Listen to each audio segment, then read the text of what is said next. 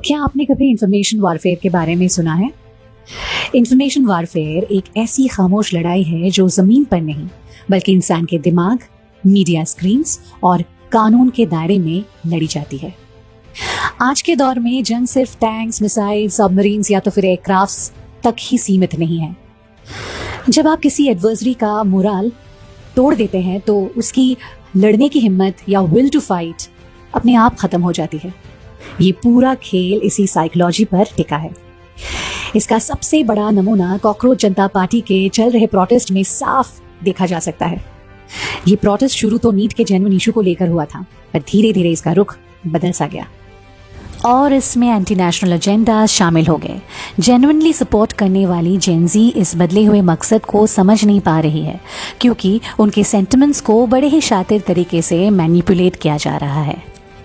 इस information warfare के 3 मजबूत पिलर्स हैं जो इस पूरे प्रोटेस्ट को वायलेंट डायरेक्शन दे रहे हैं।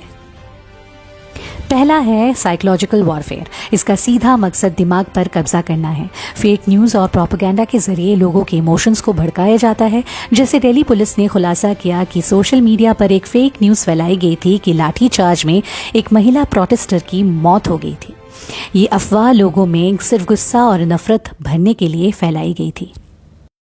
Media warfare. इसमें मेन स्ट्रीम और सोशल मीडिया प्लेटफॉर्म्स का यूज़ करके एक फॉल्स नरेटिव को सच बनाकर पेश किया जाता है। पाकिस्तान बेस्ड प्रोपेगेंडा नेटवर्क्स और एंटी इंडिया हैंडल्स इस वक्त दिल्ली प्रोटेस्ट का फ़ायदा उठाकर कोऑर्डिनेटेड मिस इन्फॉर्मेशन कैंपेन्स चला रहे हैं। AI जनरेटेड डीप फेक्स और फैब्रिकेटेड क्लेम्स से निपटने के लिए इंडियन आर्मी का फैक्ट चेक यूनिट और PIB फैक्ट चेक टीम लगातार काम कर रही है।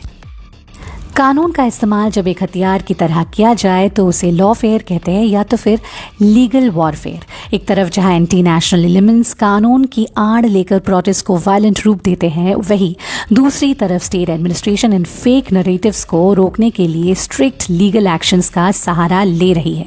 दिल्ली पुलिस का मिस इन्फॉर्मेशन फैलाने वालों के खिलाफ कानूनी कार्रवाई की चेतावनी देना इसी का हिस्सा है।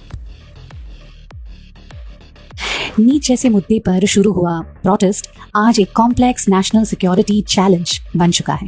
टैंक्स और मिसाइल से लड़ना आसान है, पर दिमाग में बोए गए नफरत के बीज से लड़ना सबसे मुश्किल।